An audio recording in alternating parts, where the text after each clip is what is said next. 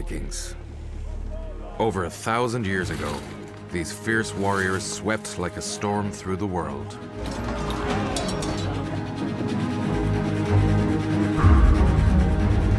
Now, new discoveries challenge what we thought we knew about them. We often think of them as being barbarians. They weren't barbarians. They just had a completely different view of the world to the way that we would look at it today. A discovery on a remote island suggests that the Vikings called on supernatural powers in their quest for riches.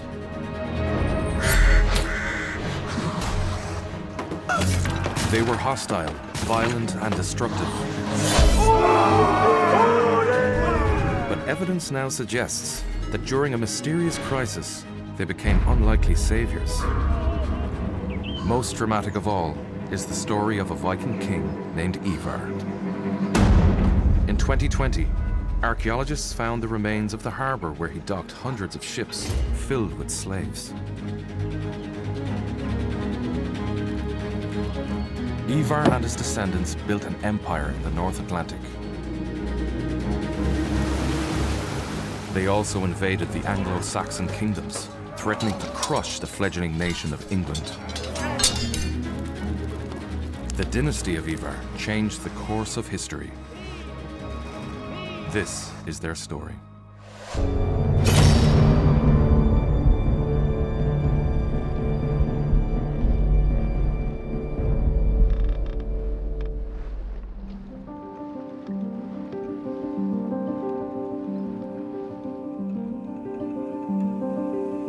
Who were the Vikings? And why did they leave their homes to raid and invade far-off lands? To answer these questions, we must follow the trail back to its source. Many Vikings originated in Norway and its oldest city, Tonsberg. Vikings founded a trading post here towards the end of the 9th century. Today, the city is home to the Oseberg Viking Heritage Foundation.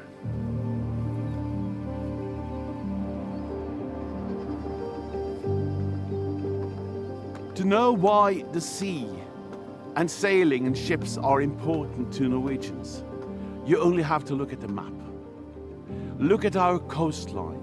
Look at all the fjords and all the inlets and all the islands. And remember that roads are a modern invention. Adhering to a belief system that glorified war, the Vikings may have felt a duty to attack the Christian lands across the sea to the west. But they also had other motivations. So the Scandinavian society was a hierarchy. The possibilities for moving up in this hierarchy was very small.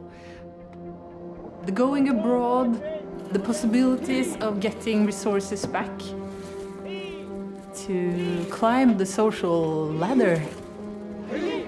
And this could have been one of the reasons for risk-taking. So they would first travel to gain the loot necessary to establish social status.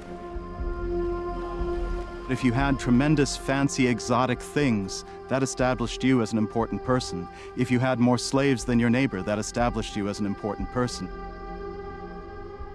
And now, another possible reason for the exodus of Vikings has emerged. They faced a powerful and unpredictable force: the climate. Information about weather conditions in the past has always been limited. But now, science unlocks extraordinary information about climate history. The climate leaves traces that remain in the landscape for centuries, locked in the tree rings of ancient oaks. Dendrochronology, or tree ring dating, allows scientists to chart weather conditions through the ages. The Old World Drought Atlas is an online resource that looks at European tree ring data going back over 1,000 years. The data shows that around 794 AD, a severe drought struck northern Europe. This graphic map shows the worst affected areas. Scandinavia suffered badly. As dry year followed dry year, crops just wouldn't grow. In Western Scandinavia, resources stretched to breaking point. Desperation drove many to extreme measures. Because of this drought that's occurring in Scandinavia at the time, they have an incentive to leave, looking for alternative resources. And at the same time, too, they're finding very rich monasteries from which they can pull portable wealth. You go because there's not much left for you at home. Population pressures in the homeland are forcing starvation in some parts of Scandinavia. In the 8th and 9th centuries, Scandinavians were world leaders in shipbuilding. Using basic materials like wood and sheep's wool, they fashioned sleek and sophisticated longships. In Tonsberg, modern shipbuilders construct exact replicas of these vessels. The Gokstad ship, which we are building a replica of, is the biggest known Viking ship. Probably will use 5 to 6 years, which will be a lot longer than what the Vikings would have done, because they could put in, of course, a lot more manpower. And also, it's more difficult, actually, to make an exact replica than the original. The original, nobody can tell you shouldn't have done this. On a replica, of course, you can. The team used the exact same methods, tools, and materials as their Viking forebears. Every plank is shaped by hand and hand tools alone. So, for example, the keel is a tremendous job.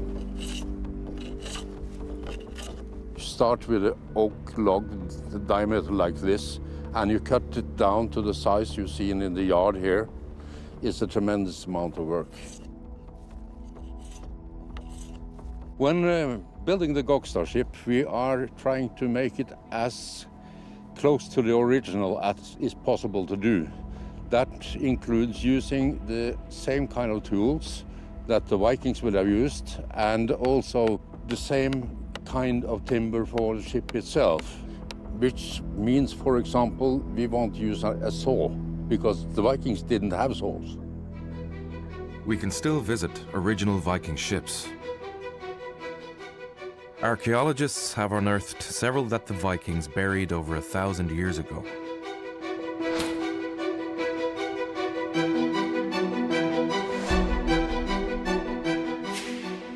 Some of the most famous are preserved here at the Viking Ship Museum in Oslo. The design of the Viking ship is quite special. It doesn't go very deep in the ocean. To sail it, it lay high in the water, so it was very fast. Because of the keel, it was also possible to go very near the coast. So the boats and the boat technology was very important. These ships were also perfect for raiding, thanks partly to a unique innovation: the side rudder. The Vikings could lift the side rudder out of the water quickly, allowing them to maneuver right up to the shore. A real advantage when launching surprise attacks. For decades, Viking expeditions set sail from Norway, striking west across the North Sea and on towards the rich monasteries of Britain and Ireland. Among them are two proud and ruthless leaders, Olaf the White and the Viking king Ivar. Now, a new discovery in Dublin, Ireland reveals more about Olaf and Ivar and the international scale of their power and ambition. Hidden in the center of Dublin, the castle gardens are an oasis in the bustling capital. Once, a large pool or lake occupied this site. It was a massive Viking harbor, packed with warships and slave ships. Locals called it the Black Pool or Dublin, and this gives Dublin its name.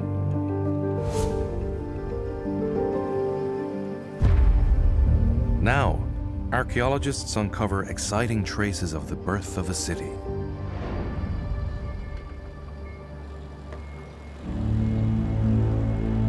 In 2020, archaeologists excavated a large site directly beside the castle gardens. The team dug down through the centuries, uncovering material from over 1,000 years of history. And soon they made an important discovery. The archaeologists believe they have unearthed part of Dublin's original Viking harbour.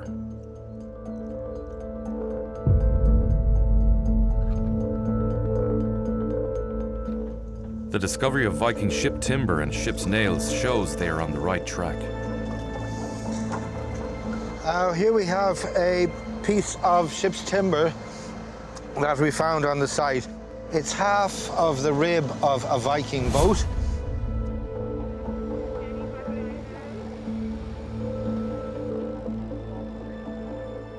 The evidence suggests Dublin's Viking harbour was huge, large enough to accommodate 200 ships.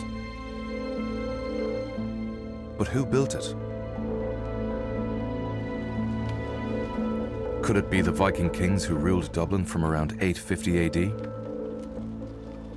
So these characters, Olaf and Ivar, kind of burst into the Irish historical scene in the early 850s. They're two leaders who are working together. In some sources, they're identified as brothers. And they are politically active for over 2 decades in Ireland. The new discoveries at Ship Street show just how extensive the Dublin settlement was under Ivar's rule.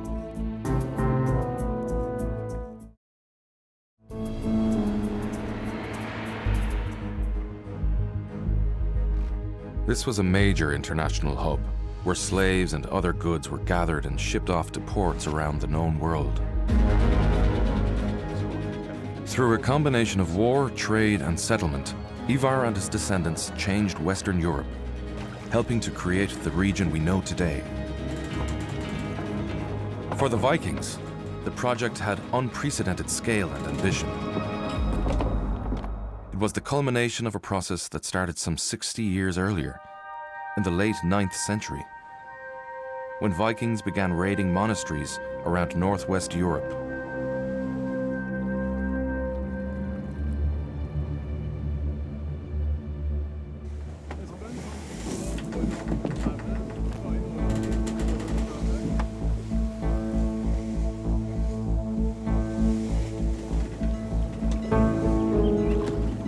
The Norse at this time in Scandinavia were not practicing Christians. They were following their own religion. So they didn't have the same moral obstacles from plundering monasteries, which were rich with silver and gold. These monasteries and churches were largely unprotected, which meant that the Norse were able to come over and pillage them without much opposition.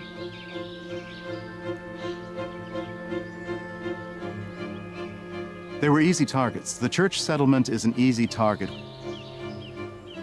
Vikings are not here to lose their lives. Vikings are here to gain the plunder they need to take back as easily and with as little cost on their end as possible. They were businessmen. And so they came in, 2 or 3 ships. After scouting the area, they knew where they were attacking.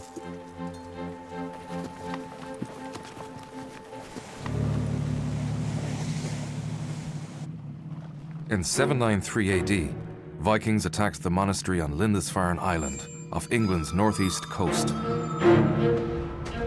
The invaders killed those who resisted and made captives of the others. They also carried off the church's precious treasures. Soon, others would follow their lead. Vikings didn't set out initially to come to Ireland. They gradually came down the Atlantic, really, and they would only have travelled in the summertime. Initially, they went what is called a Viking, hunting for prey. They weren't out to conquer anywhere. They were just plunderers, raiders. They came down the Scottish Islands, down along, touching mainland Scotland, the north and the west, and then touching the north part of Ireland, Rathlin Island, down into the Irish Sea.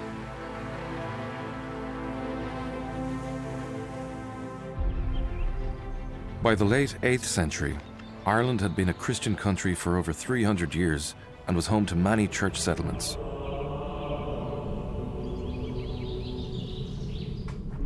These monasteries produced art objects and stunning illuminated manuscripts. But Ireland wasn't simply a land of saints and scholars. It lay splintered into dozens of small kingdoms, ruled over by kings and petty kings. These rulers regularly fought among themselves and often took prisoners during these conflicts. For the Irish, violence and slavery were everyday facts of life.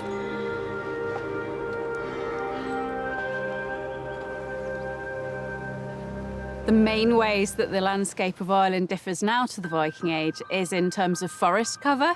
Ireland was thickly forested in large areas during the Viking Age.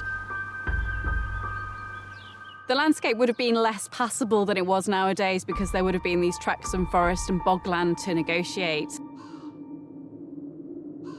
For the Vikings, the sea wasn't a barrier, that was a routeway. Many monasteries were located around the coast, on islands and promontories. Lying just off the Antrim coast, Rathlin is one of Ireland's most northerly islands. The abbot Comgall founded a monastery there around 580 AD. Living under strict rules of poverty, chastity, and obedience, a small community of monks flourished on the remote island for the next 2 centuries.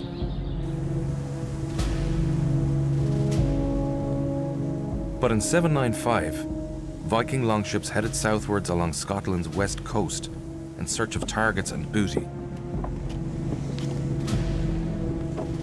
Rathlin and its monastery lay directly in their path.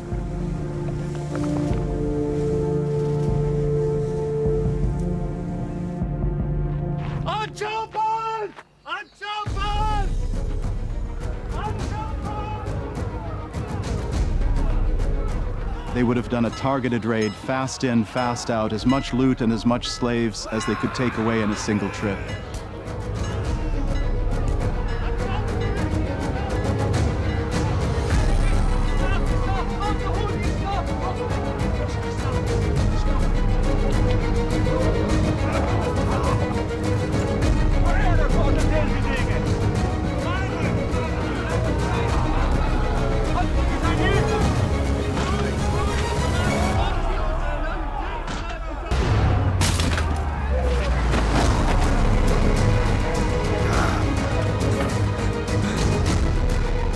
The attackers plundered the sacred shrine.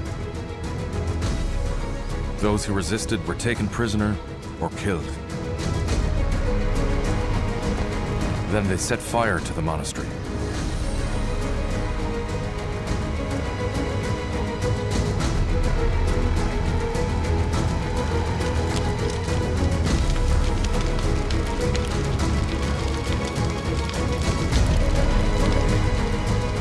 Traces of the Rathlin Vikings lay buried for over 1,000 years.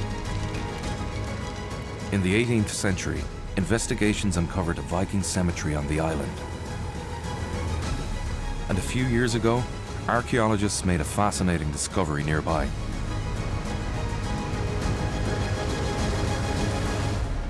The find suggests that in their quest for riches, the Vikings called on supernatural powers.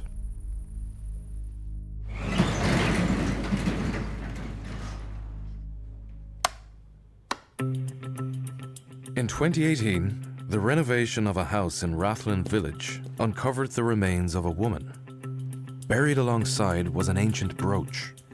Its presence indicated that whoever this woman was, she died a very long time ago.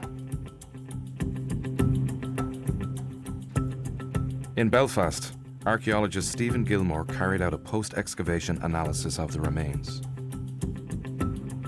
Once we'd recovered the archaeology, we cleaned the bones. She had lived a very hard life, and there was a great deal of evidence of wear and tear in her joints, evidence of degenerative joint disease, osteoarthritis in her back, evidence of it in her kneecap, her hip joints, her hands, her neck. Basically, she would have lived in constant pain.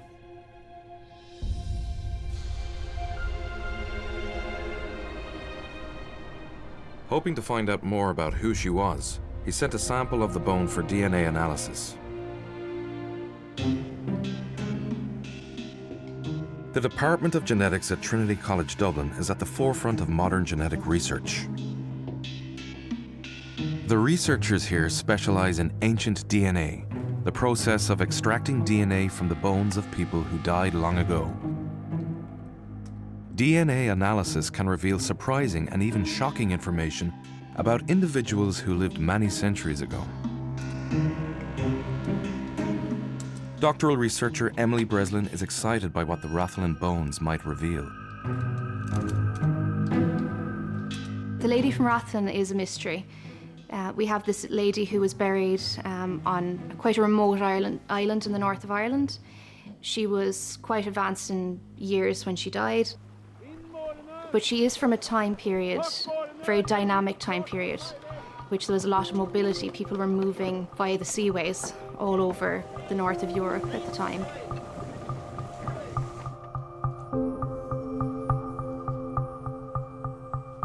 Extracting DNA from modern day individuals is very, very easy. We can get DNA from the blood, tissues, even saliva.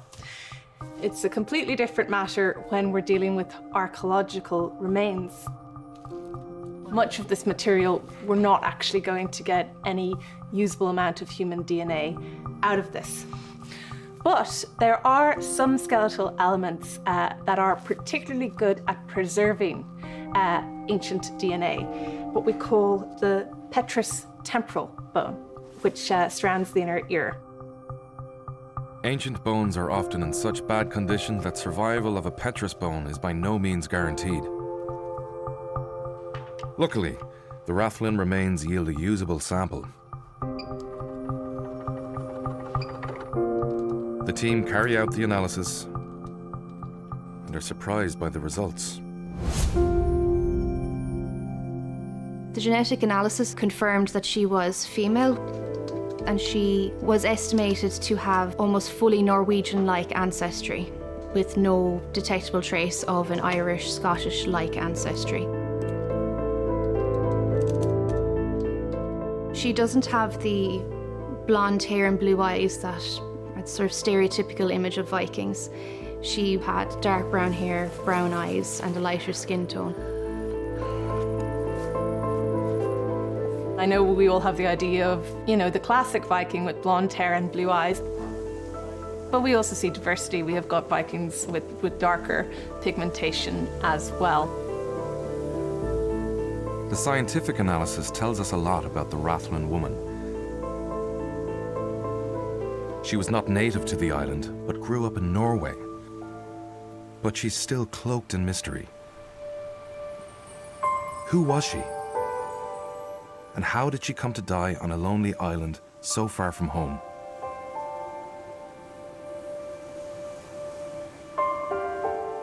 Could she have been with the Vikings who raided Rathlin in 795 AD?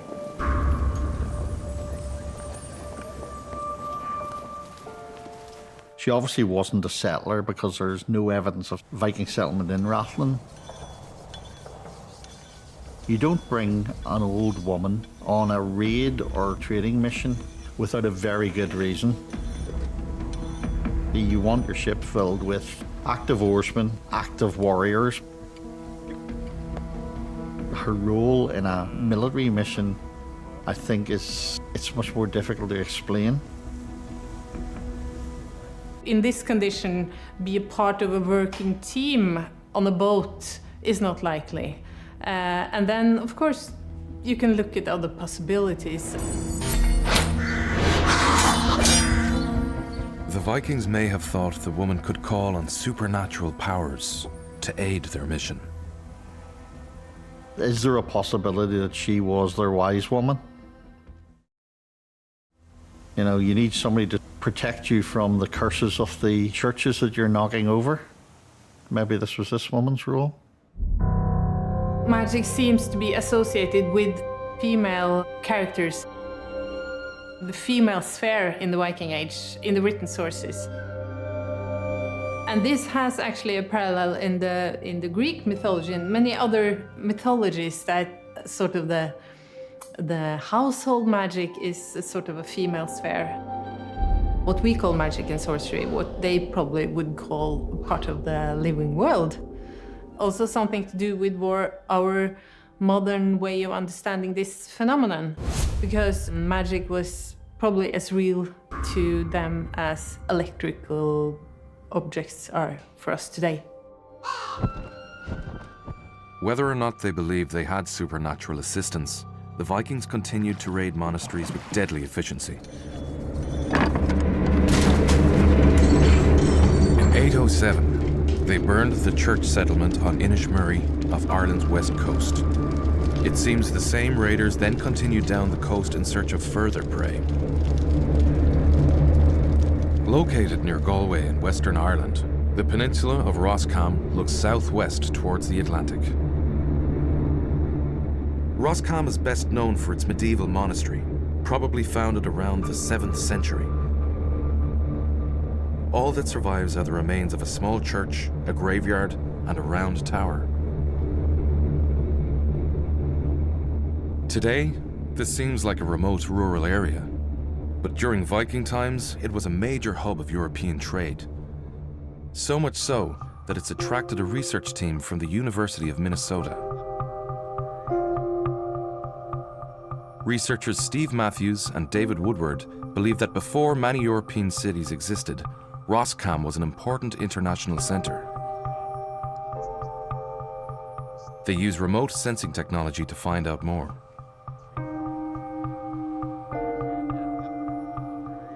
It works by shooting a pulse into the ground. It refracts back disturbances in the ground. And what we're looking for is refractions that show human habitation or human, so right angles, square features, longer features that wouldn't necessarily be a geological feature. The data suggests this open field was once crowded with buildings. Most likely workshop areas. We know that they were working a lot of iron here. We were looking at ironworks and forges. They were milling grain here. They were doing leather work. And really, monasteries operated as a craft center for the local area.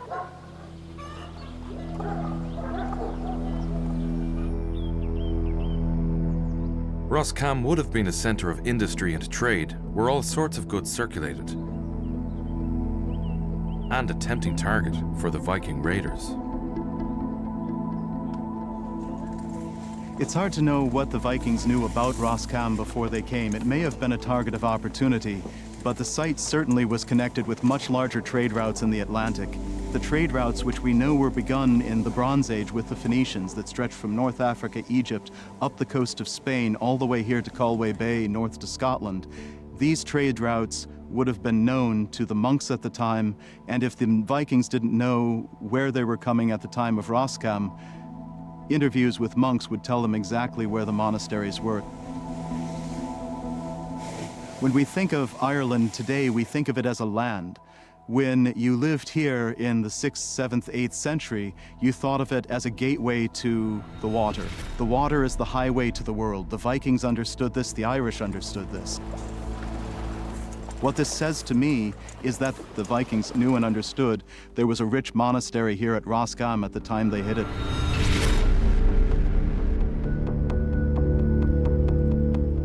The medieval Irish annals are year-by-year records of important events, written down by monks.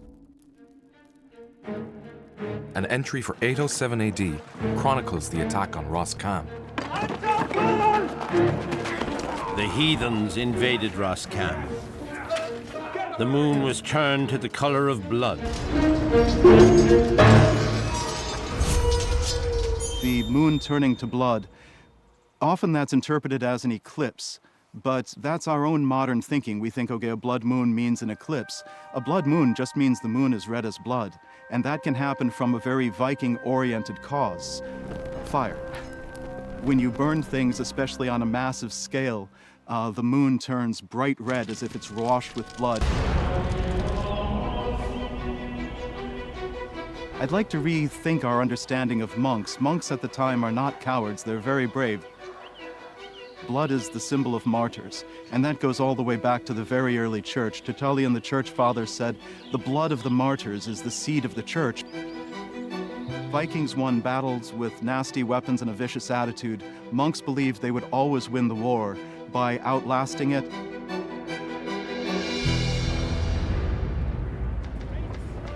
Even so, the Viking raids had a devastating impact, both physically and psychologically. People lived in fear of the threat that lurked on the sea. Wherever the Vikings struck, the only trail they left was the blood washed out with the tide. The quick-fire raids continued for decades. The Vikings carried off their booty and returned home. But from around 840 onwards, they started to establish more permanent settlements. To the Vikings, the sea was everything.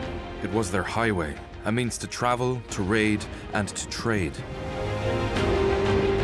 So when they decided to set up permanent bases, it made sense to use sites on the coast and on rivers. These settlements grew into towns. Something that has really been quite revolutionary in archaeology over the last 20 years is an understanding about how big some of these early Viking camps were. Excavations at sites like Woodstown, Dublin, Repton, Torksey has shown that these were very large settlements, so they were almost town-like, and you had lots of affiliated industries, people repairing stuff, people doing textiles, people sort of doing metalwork and trading. Dublin was very important and very attractive as a proposition to gain a foothold, because it sat on a river that went inland, deep inland. But also, it's located between two Irish kingdoms, Brega and Line, Leinster. So it was a border area where there was a bit of natural friction, military friction, and they capitalized on that. They were superb opportunists. Dublin became one of Europe's most important Viking towns. When the Vikings arrived there, many native Irish people were already living in the area, so they used force of arms to gain a foothold. But they still had need of the local population. So the Vikings were attracted to Dublin not just by the Liffey, but they needed roads and they needed access to fields and they needed foodstuffs. Well, they had to have interaction with the hinterland and the Irish. They must have been trading with them or they would not have survived. So the population of Dublin wasn't massacred or disposed of in any way. They were literally conquered. The Vikings who settled in Dublin may have managed to subdue the local Irish, but they quickly faced a critical threat to their power.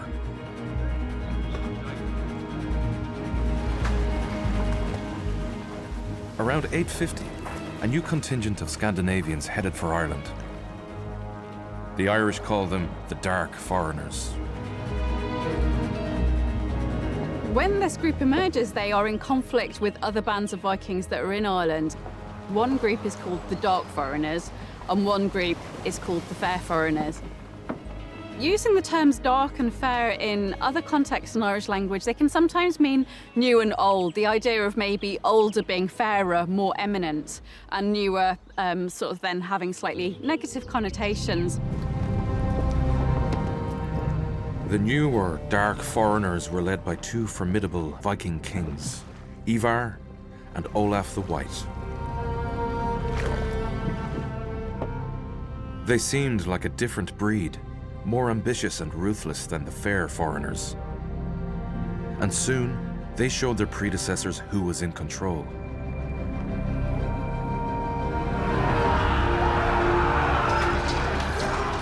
The Dark Heathens came to Dublin made a great slaughter of the fair foreigners and plundered the naval encampment, both people and property.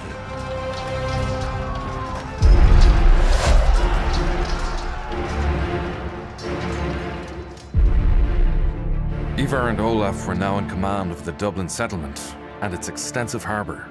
They had come with big ambitions. With routes by sea to Britain and Europe, Dublin was perfectly positioned for international trade. Its principal commodity was neither food nor precious items, but human flesh. The Norse did not introduce slavery to Ireland. Slaves were very much a presence within Irish society prior to the arrival of the Norse. What the Norse saw was an opportunity to profit from the slave trade because they had the ship technology that could bring them further afield and export these slaves further afield for a higher profit. Slavery was an accepted part of Gaelic life. The difference is that the Viking mentality was, I could almost say, practically nihilistic, but it was also eternally optimistic. They lived for the moment, so to them, if you could fight on your 2 feet and you didn't want to be a slave and you fought back, well, good power to your elbow. But if you couldn't withstand them, then you were fair game.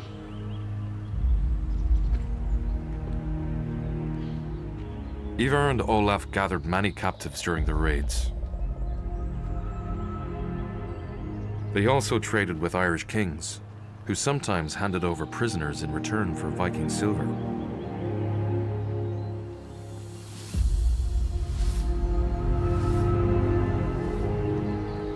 The Viking kings planned to make Dublin the slave trading capital of Europe.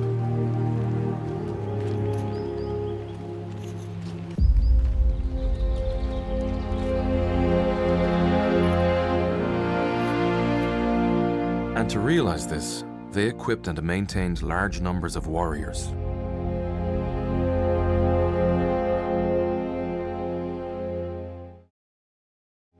Archeologists have uncovered the truth about this forgotten army, buried beneath this quiet parkland. At Island Bridge in Dublin, the National War Memorial Gardens are a calm and poignant place. The site commemorates thousands of men and women who gave their lives in the First World War. But this place is also connected with another army, one from much longer ago. During the 19th century, railway construction work nearby unearthed human remains from 1,000 years earlier. Island Bridge was home to a great Viking cemetery. Archeologists Maeve Sikora and Barra O'Donovan believe it to be one of the most important anywhere in Europe. The Liffey is on our left, and then we have the ridge that the town was built on, running on the right, and the railway came in between these. It did, yeah, and I think that's really the reason that all of these discoveries happened. There was a massive amount of industrial activity. Kilmainham Island Bridge is a massively important Viking concentration of Viking burials, and it's the largest west of Norway. Some of the graves belong to women, but most belong to young males. Fighting men buried with their weapons. So what's remarkable about Island Bridge and Kilmainham is the number of swords that were found, which is, you know, indicative of a warrior elite, really, that were operating in Dublin at this time. Work on the War Memorial Gardens during the 1930s revealed more remains.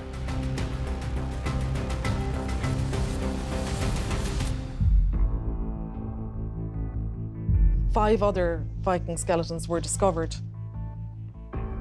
And one of these is actually an incredibly well-preserved skeleton, and again, one of the few complete skeletons that survive. And he was about 1.87 meters tall, so a very, very tall, strong individual. And he was discovered again with his weapons.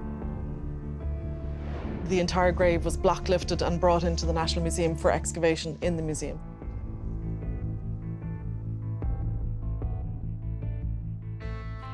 The most recent discovery turned up outside this small gate lodge at the edge of the park. During the 2000s, a contractor laying cables here unearthed a sword and part of a spear. Further investigation revealed human bones.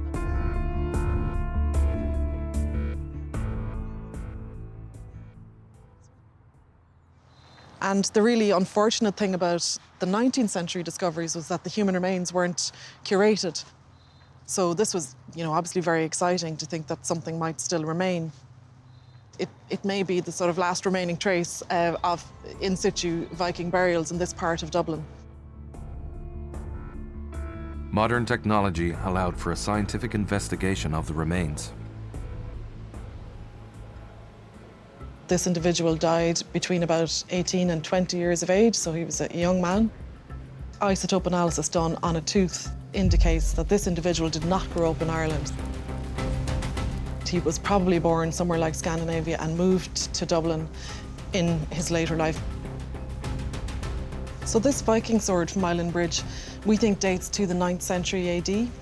And we know this because we've compared it with other examples that were found in Norway. So it's a Scandinavian weapon, and it was the weapon of a warrior.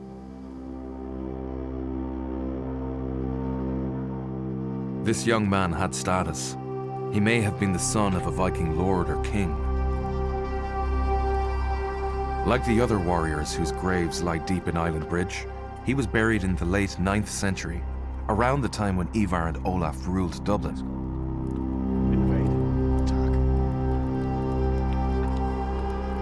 Dublin's Viking kings equipped and maintained this powerful army. But why?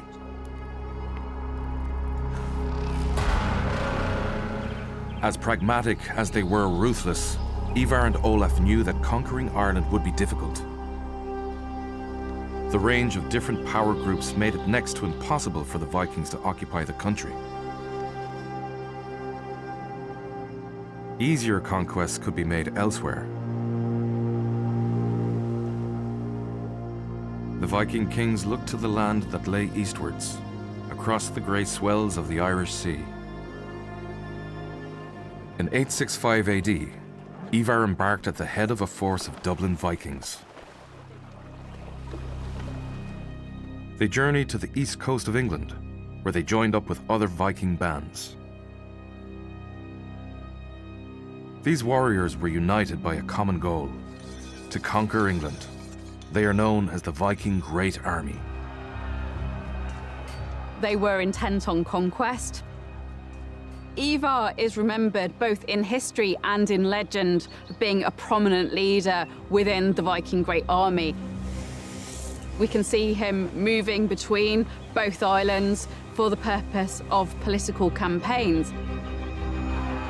The Vikings moved into Northumbria. With two local kings locked in a bitter civil war, the region was in disarray.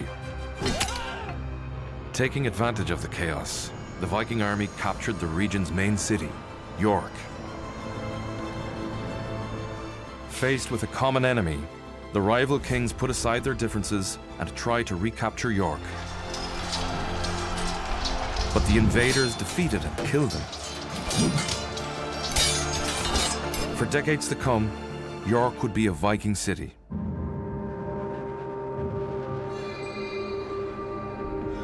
The Vikings then headed for Whitby Abbey on the North Sea coast. These Gothic ruins date from the 13th century, but hundreds of years earlier, an even older monastery stood here. A Viking warband, led by Ivar himself, attacked and ransacked the place. Soon afterwards, it stood abandoned and empty. In the late 860s, the Viking army invaded the Anglo-Saxon kingdoms to the south, laying waste to large parts of the country. This was a clear change of strategy for Ivar and the other Viking leaders. Instead of making quick smash-and-grab raids, they now focused on conquering large tracts of territory. Ivar's campaign in Britain succeeded beyond his wildest hopes. At York, he established a new base, a counterpart to the Viking kingdom of Dublin. We sometimes have stereotypes of Vikings as kind of meatheads who didn't really plan things out, but to organise such a successful political kingdom that stretched across the Irish Sea, that required a huge amount of planning. Ivar and Olaf had also gathered a huge supply of the most lucrative commodity in the Viking world. In 871, the annals recorded a dramatic event. Olaf and Ivar returned to Dublin with 200 ships, bringing with them in captivity to Ireland a great prey of Angles and Britons and Picts. In all, there must have been thousands of prisoners. For the Vikings, these captives were an extremely valuable commodity. They became part of a slave-trading empire stretching from Ireland to Scandinavia and the distant reaches of Europe.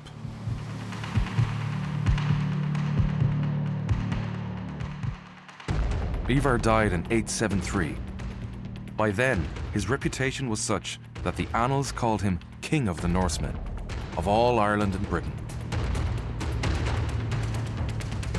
By the time of his death, he controls most of the Irish seaboard region, from the Orkneys, the Western Isles, Argyll, Strathclyde, Caithness, the Isle of Man, and of course, Dublin and York. It's a massive, vast area of territory that one man has carved out in his lifetime. I mean, I can see the empire being kind of credible in some ways. They certainly cross boundaries, and we're talking about pan-maritime kingdoms here. Ivar's descendants now took up the mantle of Viking power and ambition.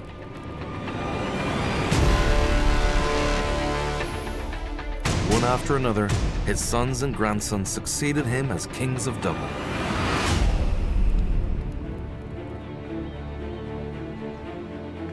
Territories controlled by Irish kings surrounded Dublin and Ireland's other Viking settlements. In the years after Ivar's death, they and the dark foreigners stayed locked in a delicate balance of power. Neither side could dominate the other. But the Vikings needed a steady supply of captives for the slave trade. So they continued raiding.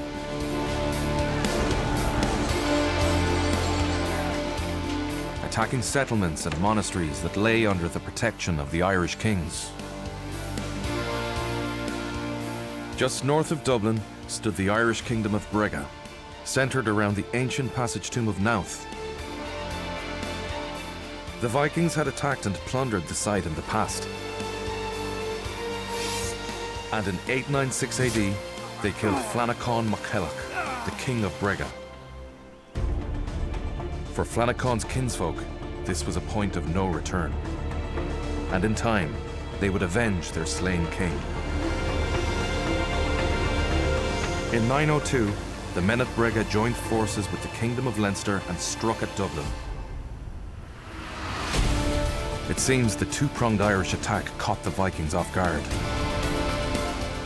They were at the height of their power, you know, that they had already won sort of great victories in Britain and Ireland, and so to overturn that would have required quite a lot of planning and good luck to achieve that victory. The heathens were driven from the fortress of Dublin, and they abandoned a good number of their ships and escaped half dead after they had been wounded and broken. By now, all of Ivar's sons were dead. Several of his grandsons survived the attack and fled to Britain and France. The Dublin Vikings had suffered a devastating setback. But this was far from the end of the dynasty of Ivar. In the decades that followed, Ivar's descendants would recover their fortunes and wage war once again.